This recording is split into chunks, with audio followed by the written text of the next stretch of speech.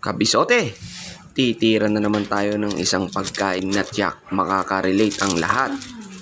Kaya kaway-kaway sa mga nag-uulam ng ganito, basic pero napakasarap. Unahin mo na ang pagprito ng tuyo dyan sa mainit na kawalit mantika. Pagkatapos maprito, sa parehas na kawali, igisa ang bawang at ang ating paboritong bahaw na naka-plastic na nakalagay lang sa ref. Then maglagay ng itlog at imekos-mekos lang yan, ihalo sa sinangag at lagyan ng pampalasang asin.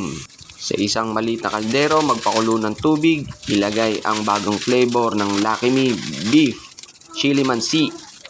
Yan ang bagong flavor ng Lucky Me Noodles. Ibudbod ang seasoning, tapos konting mekos-mekos lang mga kabisote, and then isunod mo na yung binati mong itlog. Ibuhos mo lang unti-unti, then imekos-mekos mo. At ayos na yan mga kabisote.